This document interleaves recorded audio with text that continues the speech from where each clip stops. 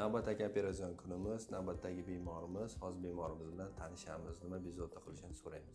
Ismingiz nima edi? Bakir Qudus. Qudusbek. Yoshingiz nechida? 16.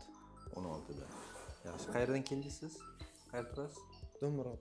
Do'mbiroq, Toshkent shahrida. Yaxshi, nima bezovta qiladi, nima qiynaydi? Burnim bitib qoladi. Burning bitadi. Qachondan beri burning bitadi? 2 yilcha bo'ldi. 2 yilcha bo'ldi. Qaysi tomoni ko'proq bitadi? Almashib. Almashni biladi. Bir bunisi, bir bunisi, bir bunisi. Bunisi ochilsa, bunisi bitib qoladi. Yotish holatingga bog'liqmi? Masalan, bu tomon bilan yotsang, bunisi bitadi. Bu tomonga yotsang, bunisi bitadi. Ba'zi paytlarda shunaqa. Holatga bog'liq.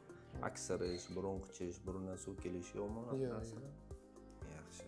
Bemorimizda vazomotor tumov va birozgina burun to'siq qiyshiqligi bor. Adenoid ham 2-daraja. Chiqanoqlar kattalashib ketgan. Bularda hozir bu chiqanoqlarni kichkinalashtiramiz. Asosiy qiladigan ishimiz burun to'siqni qiyshaygan joyini to'g'rilaymiz va adenoidni ham olib tashlaymiz, xudo xolasa. Tayyormisiz? Tayyor.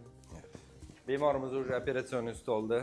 Mana ko'rsak, burun chiqanoqlari juda kattalashib ketgan, burun to'siq qiyshiq, adenoid ham kattalashgan, mana to'liq qoplab turibdi.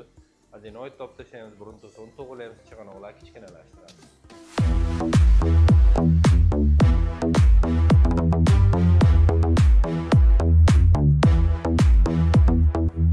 Bemorimiz operatsiyadan keyin splint qo'yiladi burunda. Splint bu silikonoviy trubkali narsa. Buni vazifasi nimadan iborat? Bu operatsiyadan keyin birinchidan yangi hosil bo'lgan burun to'siqni ushlab turish vazifasini formirovat qilishiga yordam beradi. Ikkinchidan uni trubkasi bo'ladi, havo o'tib turishi uchun kerak bo'ladi. Va uchinchidan operatsiyadan keyin gematoma hosil bo'lmasligiga yordam beradi. U asosan 10 kun turadi, 10 kundan keyin olib tashlaymiz.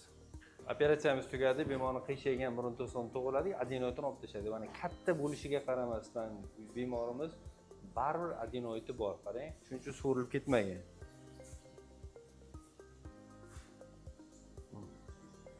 Burun to'siq to'g'ri bo'ldi mana. Adenoid olib tashladik, xudo xolasa bemorimiz cho'tki nafas oladi. Sog' bo'ling, salomat bo'ling, burundan erkin nafas oling. Agar sizda shunaqa muammo bo'lsa, qo'ng'iroq qilib maslahatimni keling.